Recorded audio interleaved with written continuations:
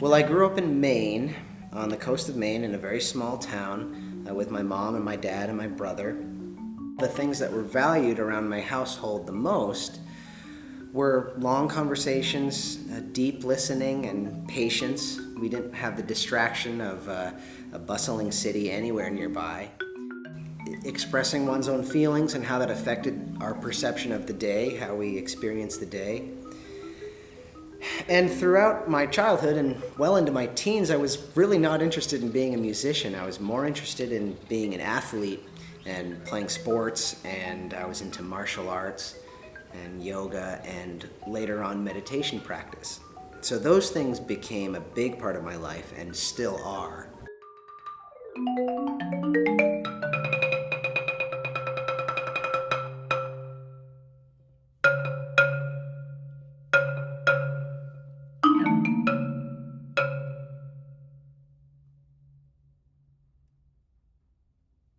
And I started off being a really physical drummer, just trying to teach myself without knowing how to read music or anything, and just trying to be expressive with my body and make some of the sounds I heard on some of the records my dad was playing.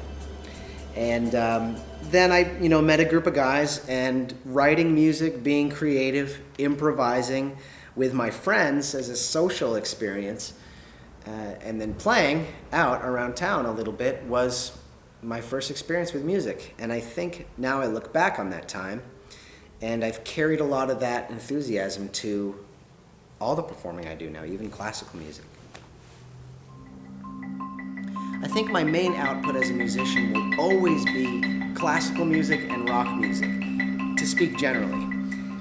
Those were the two areas of music that I heard when I was growing up around my house, and it's the way I've been taught. That's the way I've been trained. Most of my teachers and musical heroes have been either classical musicians to the core or rock musicians to the core.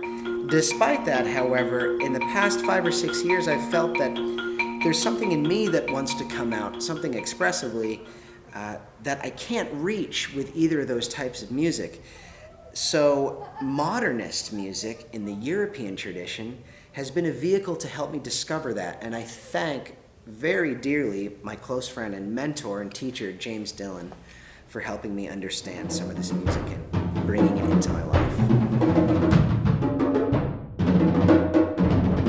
In the early 1900s, composers of the European classical tradition became way more radical in their approach to creating new music.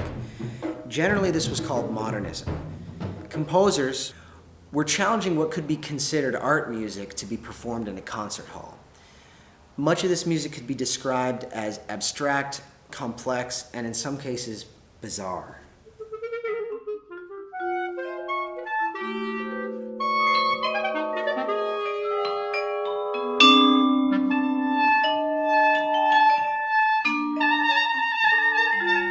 Being someone who identifies themselves as a rock musician and a classical musician, and I guess sometimes a pop musician, sure, is what I find is a lot of people feel modernist music is too complex or confusing or overly intellectual.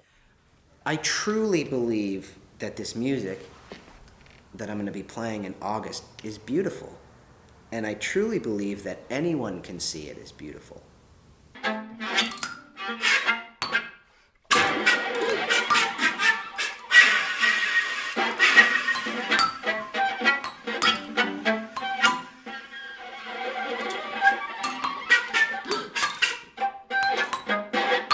I think through my introspective lifestyle, I've had the time and patience that has been just right for me to dive into this area of music, that being modernist music, and develop a relationship to some of these pieces.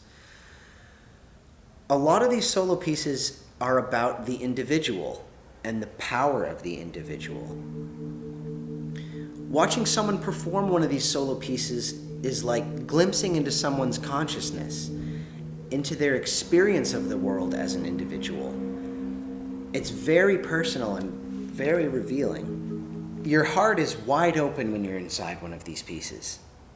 You're letting out secrets about yourself, which can be really scary, but it can also be really exciting. Sometimes practicing by yourself is playing to the toughest crowd of them all.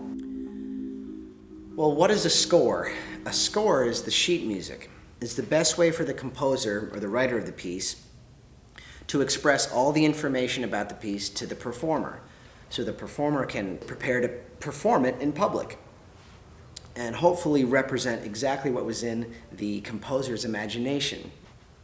Especially with modernist music, the score can be very complex. It's a long process of personal time, studying, analyzing, practicing, and reflecting to get ready for these performances. It's really interesting that practicing never really adequately prepares us for that in-the-moment feeling of walking out in front of an audience and the inspiration and energy that comes from an audience wide-eyed waiting for something new. Their complete attention is yours. Of course, practicing sort of gets you ready for it. It's never quite the same, even if you're completely concentrating.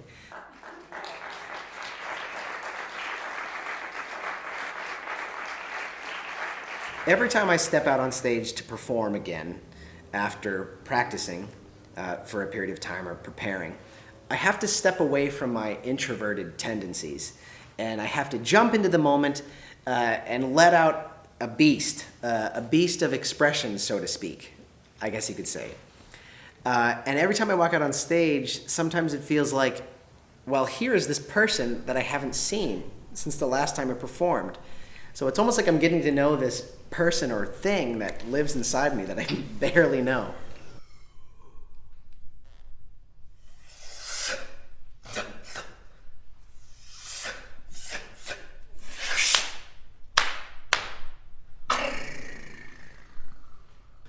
What I hope for most with this concert is that people feel invited to listen to it with an open mind and an open heart, and to not be afraid of the music. Take it however you want it, and your experience with it, no matter what it is, has value.